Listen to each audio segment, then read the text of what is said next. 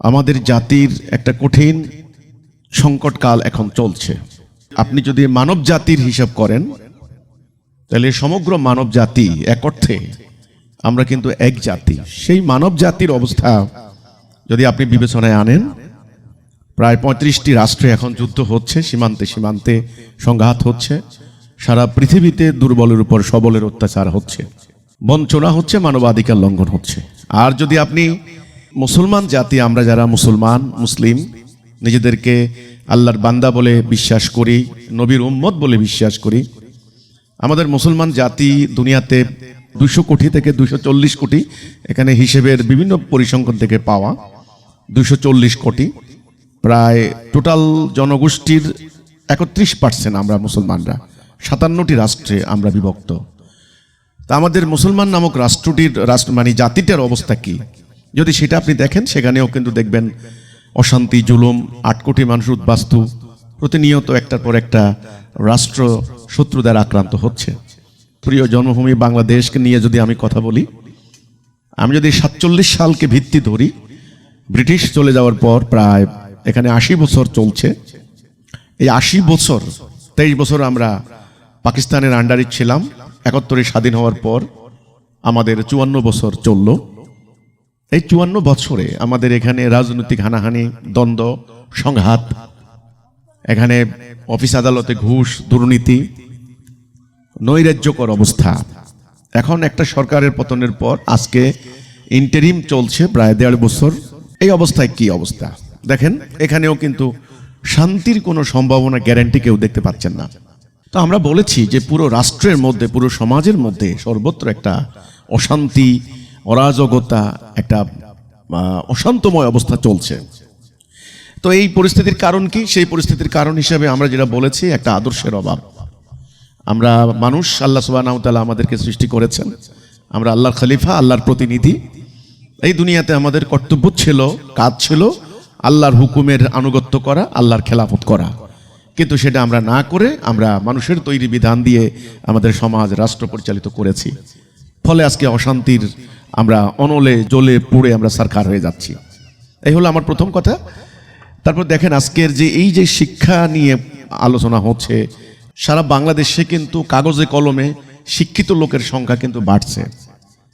আগে যেখানে মাত্র 15-20% শিক্ষিত ছিল, হ্যাঁ, সেখানে আজকে 70-80% লোক, কোনো জেলা আছে প্রায় 90% লোক শিক্ষিত। তো শিক্ষিত লোক বাড়ছে, কাগজে কলমে বই পুস্তক, পুঁথিগত বিদ্যার অর্জনকারীদের সংখ্যা বাড়ছে। কিন্তু দেখুন আজকে অফিস আদালতে ঘুষ, দুর্নীতি বন্ধ হয়েছে? হয়নি, এটা আরো বেড়ে চলেছে। আদালতে বিচারের নামে অবিচার, হয়রানি, এটা কি কমেছে না কমে নাই? এটা বেড়েছে। অপরাজনীতি, রাজনীতির নামে ধাপ্পাবাজি, অর্থ পাচার, জালিয়াতি, স্বজনপ্রীতি, এটা কি কমেছে? কমেনি, এটাও বেড়েছে। পুরো ব্যাংকের টাকা লুট করে নিয়ে যাচ্ছে। আমাদের বাংলাদেশে এই মুহূর্তে প্রায় 21 লক্ষ কোটি টাকা ঋণগ্রস্ত। কেন? উন্নয়নের টাকা আনে, সেই টাকা আপনার তারা পাচার করে দিচ্ছে নিজস্ব সম্পদ হিসেবে। তো এই যে দুর্নীতিগুলি হচ্ছে, অন্যায় হচ্ছে, এর কারণ আমরা মনে করি 2টি কারণ প্রধানত। একটা হলো জীবন ব্যবস্থার ত্রুটি। মানুষের তৈরি এই জীবন ব্যবস্থা প্র্যাকটিস করার কারণে মানুষের নৈতিক চরিত্র হারিয়ে গেছে। মানুষ আর মানুষের কাতারে নাই। আর পাশ্চাত্য সভ্যতার বস্তুবাদী দর্শন দ্বারা প্রভাবিত হয়ে মানুষ আজকে এই মানে পাশবিক পর্যায়ে নেমে গিয়েছে, প্রথম কথা। দ্বিতীয় কথা হলো শিক্ষা ব্যবস্থার ত্রুটি। আমরা যখন ব্রিটিশের আন্ডারে ছিলাম, ব্রিটিশরা তারা পরিকল্পিতভাবে আমাদের শিক্ষা ব্যবস্থা প্রবর্তন করেছে। আজকের যে এডুকেশন সিস্টেম চলছে আমাদের দেশে, এই সিস্টেমটা কিন্তু উপনিবেশিক যুগের। সেখান থেকে খুব বেশি কিন্তু আমরা বের হইতে পারি নাই। তারা ভারতবর্ষে পদার্পণ করেছে, তারা সামরিক শক্তি বলে আমাদেরকে দখল করেছে, তারা লুণ্ঠন করার জন্য। তারা লুণ্ঠন করেছে, শোষণ করেছে, নিপীড়ন করেছে। তারা কিন্তু আমাদেরকে তাদের উপরে চলে যাওয়ার মতো শিক্ষা দেয় নাই। তারা শিক্ষা ব্যবস্থা প্রবর্তন করেছে, শাসন ব্যবস্থা প্রবর্তন করেছে। সেখানে তারা স্পষ্টত আমাদের জাতিটাকে 2টি ভাগে ভাগ করে দিয়েছে। আমাদের মনস্তাত্ত্বিকভাবে আমরা 2টা ভাগ হয়ে গেলাম। একটা হলো আমাদের মাদ্রাসা এডুকেশন, একটা হলো সাধারণ কলেজ বিশ্ববিদ্যালয়ের জেনারেল এডুকেশন। তো সেখানে ওই যে শিক্ষা ব্যবস্থা চললো, আজকে আমাদের এ পর্যন্ত কিন্তু যে সরকারে আসেন তারা নতুন তারা ইউরোপে যান, ধরেন সুইজারল্যান্ডে যান, সুইডেনে যান, জাপানে যান, ফ্রান্সে যান, বিভিন্ন জায়গায় গিয়ে তারা ওদের কিছু একটা দেখে এসে আমাদের এখানে অ্যাডাপ্ট করার চেষ্টা করেন। গত সরকার অন্তত 3 বার সিলেবাস কারিকুলাম পরিবর্তন করেছেন। এতে করে মানুষ বিভ্রান্ত হয়েছে। আজ পর্যন্ত একটা দুঃখজনক কথা কি, যেই সরকারের ক্ষমতায় আসেন তাদের অনুকূলে তারা ইতিহাস রচনা করেন।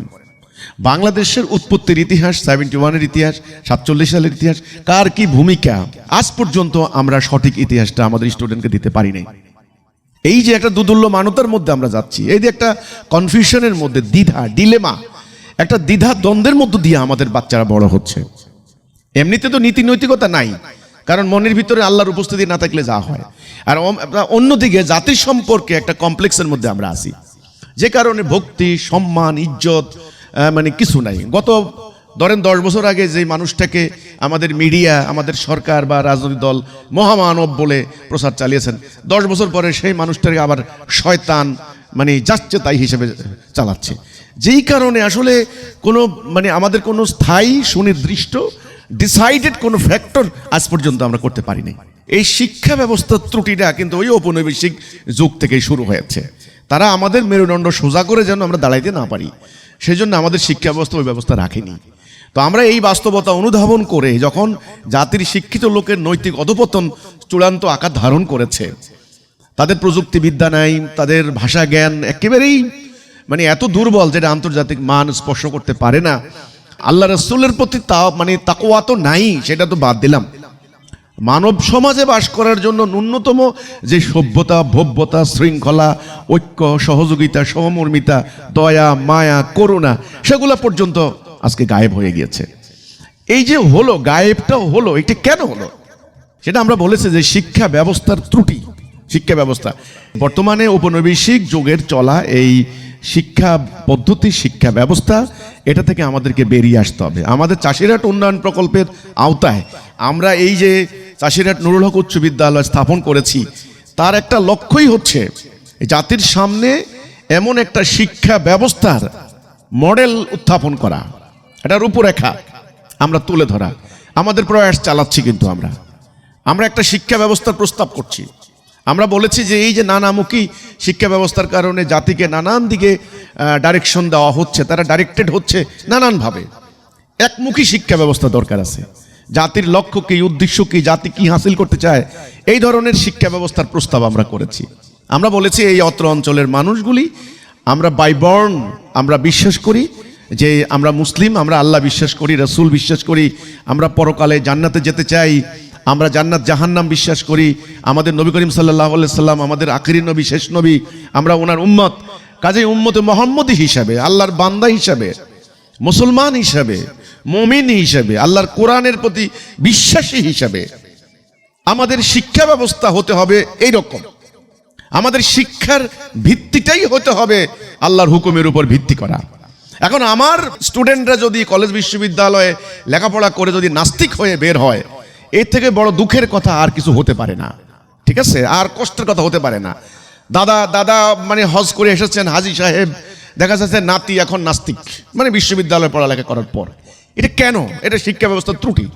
আমরা বলেছি আমাদের শিক্ষা ব্যবস্থার মূল ভিত্তিটা এখান থেকে আগে রচিত হতে হবে।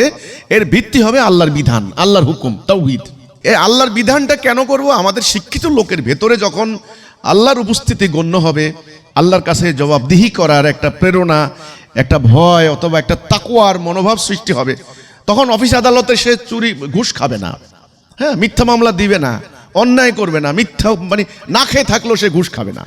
বৃদ্ধ পিতা মাতাকে সে বৃদ্ধাশ্রমে রেখে সে বুকবিলাসে, জঘন্য বুকবিলাসে লিপ্ত হবে না, অর্থাৎ অমানুষ হবে না, সোজা কথা। তো এই কথাটা আমরা বলেছি যে নৈতিক শিক্ষা যদি দিতে হয়, তাহলে নৈতিকতার ভিত্তি, নৈতিকতার উৎস হচ্ছেন আল্লাহ রাব্বুল আলামিন। নৈতিকতার একটা মানদণ্ড লাগবে। আপনি শুধুমাত্র নৈতিকতা, মোরালিটি বললে হবে না, যে মোরাল এথিক্স, যে আমরা মোরালিটি শিক্ষা দেব। আরে ভাই, মোরালিটির এথিক্সের একটা মানে ভিত্তি লাগবে, একটা মানদণ্ড লাগবে। তা আমরা বলেছি সেই মানদণ্ডটা হচ্ছে আল্লাহর বিধান, আল্লাহর হুকুম, যেটা আমরা বলি লা ইলাহা ইল্লাল্লাহ মুহাম্মাদুর রাসূলুল্লাহ। আল্লাহর হুকুম ছাড়া আমরা কারো হুকুম মানি না। আমাদের শিক্ষা ব্যবস্থার এই প্রথম বুনিয়াদি ভিত্তিটাই হবে এইটা, আমাদের প্রথম প্রস্তাব। দ্বিতীয় প্রস্তাব হচ্ছে, দেখুন যে আমরা বলেছি যে আধুনিক এই যে প্রযুক্তির এই যুগে, জ্ঞান বিজ্ঞানের এই যুগে, টেকনোলজির এই যুগে, সায়েন্সের এই যুগে, অর্থাৎ জ্ঞান বিজ্ঞানের এই যুগে আমাদের শিক্ষা ব্যবস্থায় শিক্ষিত লোকেরা যেন কোনোভাবেই যেন বেকার না হয়। আজকে সরকারের প্রধান বোঝা হচ্ছে শিক্ষিত বেকার, এটা আপনারা জানেন কেন? কারণ আমাদের শিক্ষা ব্যবস্থার ত্রুটি এখানেই, কর্মমুখী শিক্ষা আমাদেরকে শিক্ষা দেওয়া হয়নি, জীবনমুখী শিক্ষা, জীবন ধারণ করার জন্য যে শিক্ষা, যেই শিক্ষা পাশ্চাত্য সভ্যতা বহু আগেই তারা শুরু করে দিয়েছে। জাপান, চীন তারা বহু আগেই শুরু করে দিয়েছে, এমনকি আমাদের পার্শ্ববর্তী ইন্ডিয়াও তারা বহু আগে শুরু করে দিয়েছে।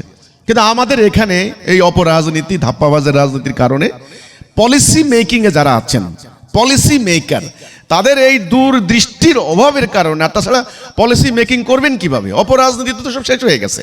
আমরা দ্বিতীয় যে প্রস্তাব করেছি আমাদের শিক্ষা ব্যবস্থায়, যে একটা প্রযুক্তি নির্ভর শিক্ষা ব্যবস্থা, একটা টেকনোলজি নির্ভর শিক্ষা ব্যবস্থা, মাধ্যমিক লেভেল থেকেই সে কিন্তু এই প্রযুক্তি সম্পন্ন জ্ঞান লাভ করবে। এটা হলো আমার দ্বিতীয় প্রস্তাবনা। আপনারা জানেন যে নোয়াখালী অঞ্চলে মানুষ হাজার হাজার তরুণ তরুণী তারা বিদেশে যাচ্ছেন, মধ্যপ্রাচ্যে যাচ্ছেন, আর সেখানে তারা লেবার শ্রমিক হিসেবে যাচ্ছেন, বৈদেশিক রেমিটেন্স পাঠাচ্ছেন, আমরা ওদেরকে রেমিটেন্স যোদ্ধা বলি। দেখেন এখানে তাদের কিন্তু সংকটটা কোন জায়গায়, ক্রাইসিসটা হচ্ছে আনস্কিল্ড লেবার। আনস্কিল্ড লেবার, একজন স্কিল্ড আর আনস্কিল্ড লেবারের কি ডিফারেন্স আপনারা যা, আনস্কিল্ড পপুলেশন, আমাদের জনগণ হচ্ছে কোটি কোটি, কিন্তু জনশক্তি হচ্ছে না, ম্যান পাওয়ার হচ্ছে না, ম্যান হচ্ছে, পপুলেশন হচ্ছে মাস পপুলেশন, কিন্তু ম্যান পাওয়ার, শক্তি, এটা কিন্তু হচ্ছে না। এই জন্য ম্যানেজমেন্ট লেভেলে, প্রযুক্তি পরিচালনা লেভেলে যেখান থেকে রেমিটেন্স খুব বেশি আসে সেখানে আমরা স্থান পাই না। আমাদের শ্রমিকরা মধ্যপ্রাচ্যে অনেক কষ্ট করেন, মাত্র কয়েকশো রিয়াল তারা পান।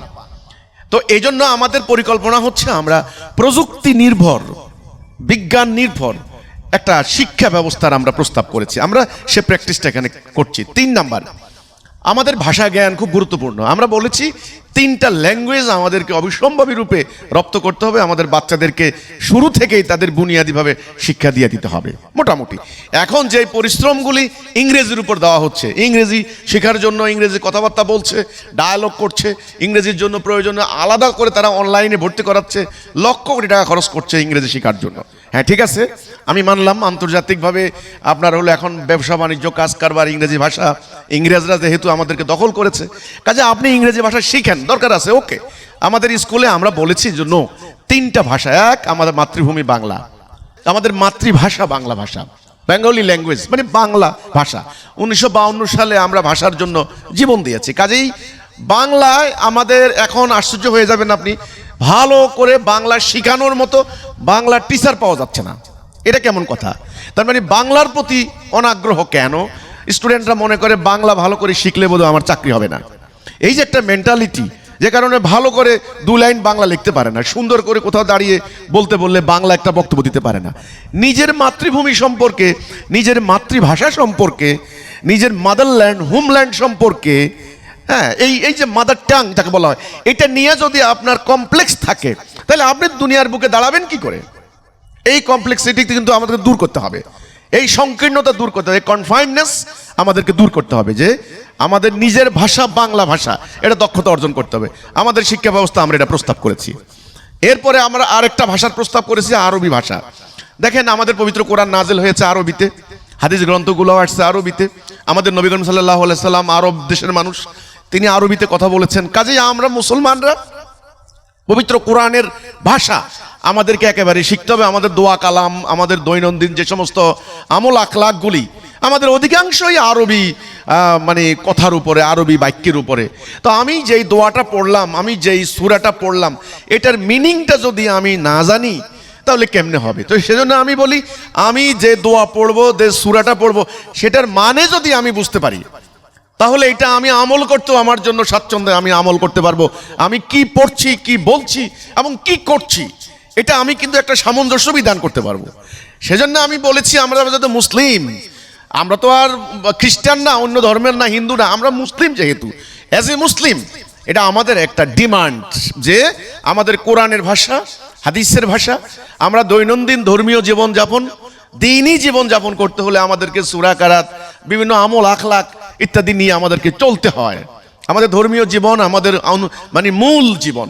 কাজে আমাদেরকে আরবি ভাষা সম্পর্কে আমাদের এই শিক্ষা গ্রহণ করা বাধ্যতামূলক। সেজন্য আমি বলেছি আমাদের শিক্ষা ব্যবস্থায় 3টি ভাষা সাইমেলটেনিয়াসলি এট এ টাইম শিক্ষা দেওয়ার জন্য হাই স্কুল লেভেলে বুনিয়াদী শিক্ষা।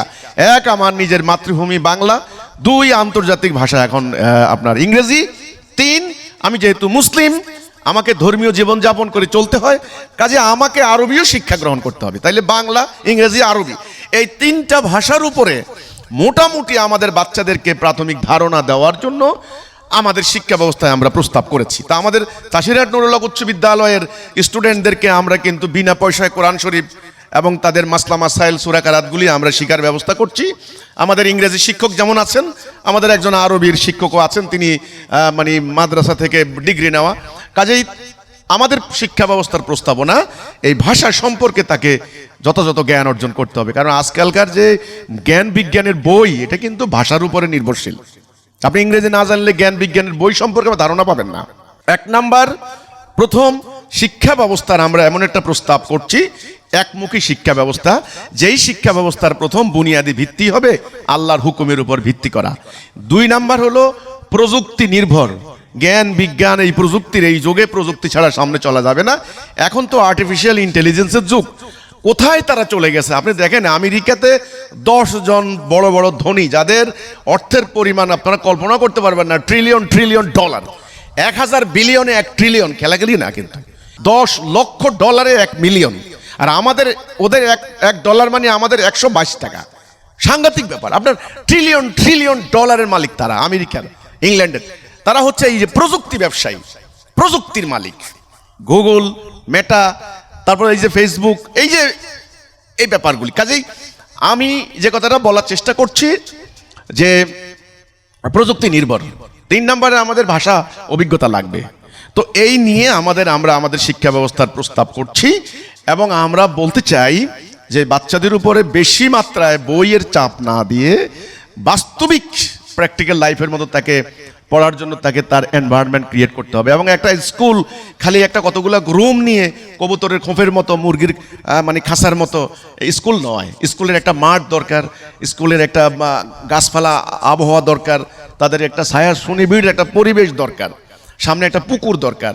তো এই জন্য খেলাধুলার খুব প্রয়োজন। আমাদের প্রস্তাবিত শিক্ষা ব্যবস্থা আমরা 2টা জিনিস রেখেছি এক্সট্রা কারিকুলার অ্যাক্টিভিটিস হিসাবে। 1 নম্বর সাংস্কৃতিক কার্যক্রম, কালচারাল অ্যাক্টিভিটিস, এটা খুবই জরুরি। আজকে আমাদের স্টুডেন্টরা আপনার হলো ডিভাইস আসক্তিতে তারা বুঁদ হয়ে যাচ্ছে, হিংস্র হচ্ছে, নিষ্ঠুর হচ্ছে। দেখেন আগে কলেজ বিশ্ববিদ্যালয়ে কোনো কারণে স্টুডেন্টরা মারামারি করলে সেখানে তারা ঘুষাঘুষি করতো, একজন নাক ফাটতো, এইটুকু। কিন্তু আজকে দেখা যাচ্ছে কি পিস্তল গুলি করে মেরে ফেলছে, কুপিয়ে মেরে ফেলছে, মানে নিষ্ঠুরতা, হিংস্রতা, ভয়াবহতা। অর্থাৎ ক্যাম্পাসগুলিতে ভ্রাতৃত্বের পরিবর্তে শত্রুতা বিরাজ করছে, সহযোগিতার পরিবর্তে স্বার্থপরতা বিরাজ করছে, ভ্রাতৃত্বের পরিবর্তে শত্রুতা বিরাজ করছে। এই পরিবেশ থেকে মুক্ত করার জন্য আমরা বলেছি যে আমাদের শিক্ষা ব্যবস্থায় আমূল পরিবর্তনের মধ্যে এই পরিবর্তনটা আনতে হবে যে আমাদের স্টুডেন্টদেরকে বুনিয়াদী শিক্ষার মধ্যেই এগুলা ঢুকিয়ে দিতে হবে, তারা যেন এই শিক্ষাটা অর্জন করতে পারে। যে সেটা হলো কি, তারা 10 বাপের 10 সন্তান, তারা একটা ক্যাম্পাসে এসেছে, তারা এখানে ভ্রাতৃত্বপূর্ণ পরিবেশে তারা লেখাপড়া করবে, শিক্ষার পরিবেশ বিরাজ করবে। তো আমাদের এই যে প্রস্তাবিত শিক্ষা ব্যবস্থায় আমরা সেগুলো করেছি। সাংস্কৃতিক অনুষ্ঠানের কথাটা আমি যেটা বললাম, কালচারাল অ্যাক্টিভিটিস। এখন কালচার বলতে এখানে পশ্চিমা সংস্কৃতির আগ্রাসনে আমাদের অবস্থা খারাপ। আপনি দেখেন ফেসবুক, ইউটিউব, সোশ্যাল মিডিয়া, এখানে কিন্তু অবস্থা খুবই খারাপ। এখানে অশ্লীলতা, বেহায়াপনা চরম আকার ধারণ করেছে। বাচ্চারা ম্যাচিউরড হয়ে যাচ্ছে অল্প বয়সে, এটাকে বলে বাংলায় ইস্ত্রে পাকা। তারা কিন্তু ওভার ম্যাচিউরড হয়ে যাচ্ছে। একটা মানুষ যখন বিবাহিত জীবনের যে অভিজ্ঞতা, একটা বাচ্চা 8 বছর 9 বছরে সে অভিজ্ঞতা অর্জন করছে সোশ্যাল মিডিয়ার মাধ্যমে। তো এটা থেকে তাদেরকে ফিরাইতে হলে এক্সট্রা কারিকুলার অ্যাক্টিভিটিস লাগবে। 2টা জিনিস, 1 কালচারাল অ্যাক্টিভিটি। এখন এই কালচারাল অ্যাক্টিভিটি করতে হলে সেটা কি, সেটা আমার ধর্মীয় আপনার চিন্তা ভাবনা, আমি মুসলিম, আমি কোরআনকে বিশ্বাস করি, আল্লাহকে বিশ্বাস করি, আমার ইসলামের সংস্কৃতি কি আছে, আমার দেশের চিরায়ত বাংলার সংস্কৃতি কি আছে, যেটা আমাদের পূর্বপুরুষরা যে সংস্কৃতি ধারণ করতেন, আমাদের কৃষক শ্রমিক জনতা যে জিনিসটা স্বাচ্ছন্দ্য বোধ করেন, অর্থাৎ শালীন, সভ্য, ডিসিপ্লিন, যেটা মনের মধ্যে বিনোদন দেবে এবং আমার মধ্যে একটা শিক্ষামূলক একটা মেসেজ থাকবে। এই ধরনের সংস্কৃতি আমি মনে করি দরকার। আজকে সংস্কৃতির নামে অপসংস্কৃতি হচ্ছে। আজকে বৈদেশিক সাংস্কৃতিক মানে আগ্রাসনে আমাদের দেশীয় সংস্কৃতি কিন্তু গায়েব হয়ে গেছে। তাই এক নম্বরে আমরা বলি যে কালচারাল অ্যাক্টিভিটিস, আমাদের এই চাষিরহাট নুরুল হক উচ্চ বিদ্যালয়ে আমরা কালচারাল অ্যাক্টিভিটিসের ক্ষেত্রে আমি বারবার বলে দিয়েছি, তোমাদের সংস্কৃতির নামে যেন কোনো অশ্লীলতা, বেহায়াপনা ইত্যাদি যেন না হয়। 2 নম্বরে খেলাধুলা। এই খেলাধুলার জন্য লাগবে হলো পর্যাপ্ত মাঠ, ফিল্ড। প্লেয়িং ফিল্ড যদি না থাকে খেলোয়াড়রা খেলবে কোথায়? ছোট বাচ্চারা খেলতে আসতে পারে না, বড়রা ক্রিকেট খেলে। একটা ক্রিকেট বল পড়লে কিন্তু মাথার মগজ উড়ে যেতে পারে, একটা বল পড়লে কিন্তু বাচ্চার বুকে পড়লে সে মারা যেতে পারে।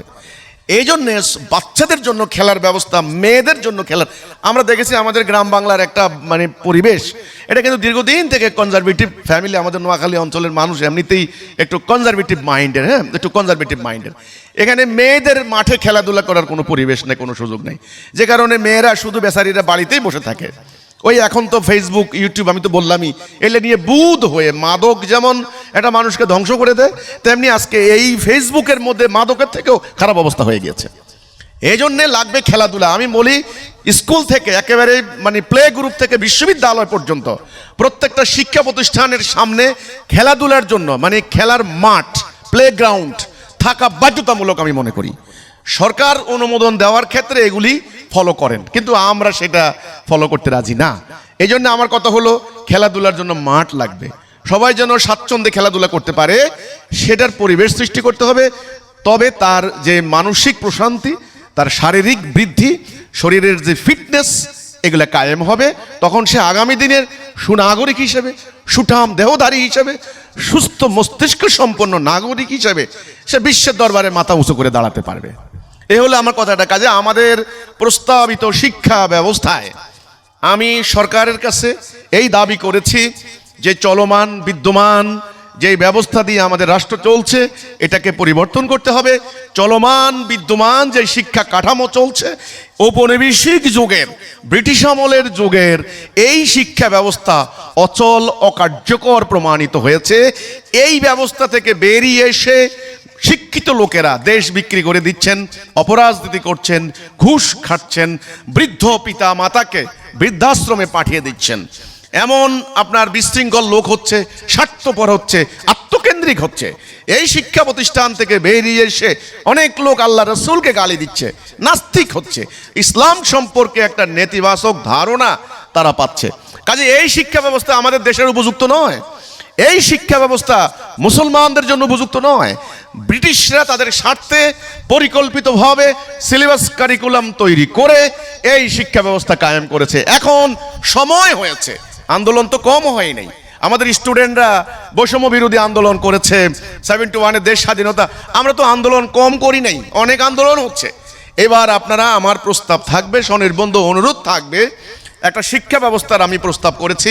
জাতীয় প্রেস ক্লাব থেকে শুরু করে বাংলাদেশের বিভিন্ন গুরুত্বপূর্ণ প্রেস ক্লাবে আমার প্রস্তাবিত শিক্ষা ব্যবস্থার রূপরেখাটা আমি তুলে ধরেছি। সেজন্য আমি স্বনির্বন্ধ অনুরোধ করব, আমি সরকারকে, দেশের যারা মিডিয়া আছেন, সুশীল সমাজ আছেন, বিশ্ববিদ্যালয় শিক্ষক, আইনজীবী, সাংবাদিক, সাহিত্যিক, সকলের দৃষ্টি আকর্ষণ করে আমি বলতে চাই, আমাদের নোয়াখালীতে সোনাইমুড়ি উপজেলার চাষিরহাট ইউনিয়নে, আমাদের এই চাষিরহাট ইউনিয়ন সংলগ্ন ইউনিয়নের সন্নিকটে এই নুরুল হক উচ্চ বিদ্যালয়ে আমরা পাইলট প্রজেক্ট হিসাবে, পরীক্ষামূলক হিসাবে আমরা এই শিক্ষা কাঠামো, শিক্ষা ব্যবস্থা আমরা প্রবর্তন করেছি। করোনার পর থেকে সময় খুব বেশি একটা পাইনি, আমাদের স্টুডেন্ট স্বল্পতার সত্ত্বেও ইতোমধ্যেই অনেক অভিভাবক আমাদের শিক্ষা ব্যবস্থা তাদের ঈর্ষণীয় সাফল্য দেখে শিক্ষায়, সংস্কৃতিতে, খেলাধুলায়, জেলা উপজেলা লেভেলে তাদের সাফল্য দেখে তারা আগ্রহী হচ্ছেন। অনেক অভিভাবক তাদের সন্তানদেরকে আমাদের এখানে পড়াচ্ছেন। তা আমরা ইতোমধ্যেই আমরা প্রমাণিত হয়েছে, আমরা প্রমাণ পেয়েছি আমাদের স্টুডেন্টরা নৈতিকতা, যে নৈতিকতার অভাব, ধস নেমেছে আজকে, নৈতিকতায় তারা সমৃদ্ধ হচ্ছেন, তারা দেশপ্রেমের চেতনায় উদ্বুদ্ধ হচ্ছেন। আমরা এ পর্যন্ত যতটুকু মাত্র 5 বছর এখনো আমাদের স্টুডেন্টরা বিভিন্ন কলেজ বিশ্ববিদ্যালয়ে অধ্যয়ন করছেন, তারা সুযোগ পেয়েছেন। আগামী দিন অল্প দিনের ভিতরে তারা দেশের সেবায়, মানবতার সেবায় তারা নিয়োজিত হবেন। তখন দেখবেন নুরুল হক উচ্চ বিদ্যালয়ের এই শিক্ষার্থীদের এই শিক্ষার প্রেরণা আমরা কি দিয়েছি। বৃক্ষ তোমার নাম কি, ফলেই পরিচয়।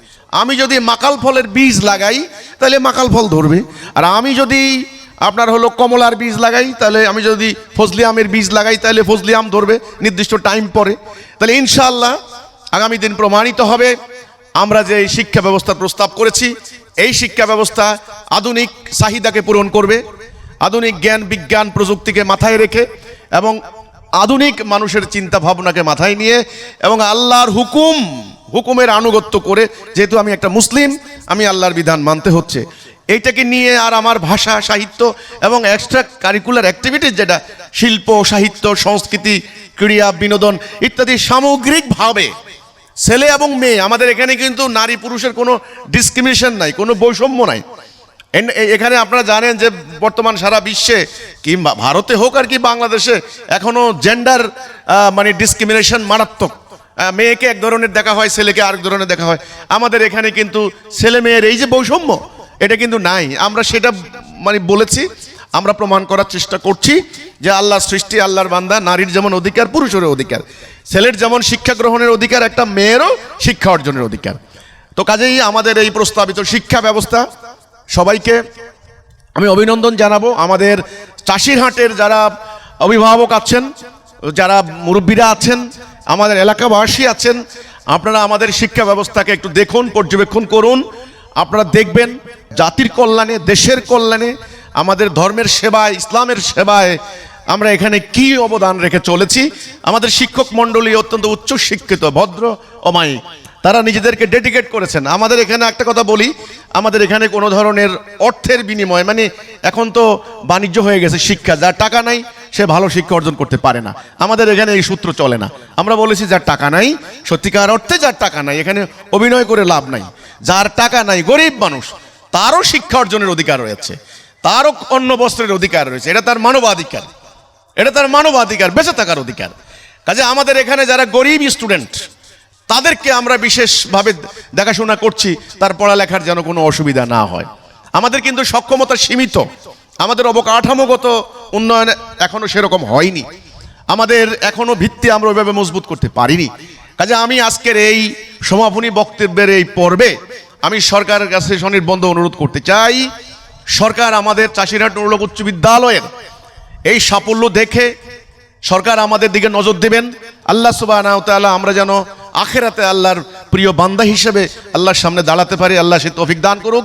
আমাদের এই সোনামণিরা, আমাদের এই সন্তানরা, আমাদের এই বংশধর, এই বাচ্চাগুলি, তারা আগামী দিন যেন সোনার মানুষ হয়, তারা আগামী দিন যেন আল্লাহর একজন প্রিয় বান্দা হয়, আল্লাহর নবীর একজন প্রিয় উম্মত হয়, তারা যেন আগামী দিন দেশপ্রেমিক হয়, তারা যেন সভ্য হয়, ভদ্র হয়, ডিসিপ্লিন হয়, সাহসী হয়, জ্ঞানে বিজ্ঞানে শক্তিতে তারা যেন দুনিয়াকে লিড দিতে পারে, তাদের মেধার যেন স্ফুরণ ঘটে। আপনারা বাচ্চাদের জন্য দোয়া করবেন, আমরাও দোয়া করি, আল্লাহ যেন তাদেরকে সুস্থ রাখেন। আমাদের জাতির জন্য, মানবতার কল্যাণে, আল্লাহর দ্বীনের জন্য কিছু করার প্রকল্প, ইচ্ছা আমাদের আছে, কিন্তু আপনাদের দোয়া, আপনাদের সহযোগিতা চাই। আমাদের সরকারের প্রতি আহ্বান করে যে আমাদের প্রস্তাবিত শিক্ষা ব্যবস্থাকে আপনারা গ্রহণ করুন, বিবেচনা করুন। আগামী দিন জাতিকে রক্ষা করতে হলে এই শিক্ষা ব্যবস্থা প্রবর্তনের কোনো বিকল্প নাই। তো সবাইকে এই আজকের এই অভিভাবক সমাবেশ থেকে আমি শেষ বক্তব্যের মধ্য দিয়ে অভিনন্দন জানাই, স্বাগত জানাই। আল্লাহ হাফেজ, সালামু আলাইকুম রহমতুল্লাহি ওয়া বারাকাতুহু।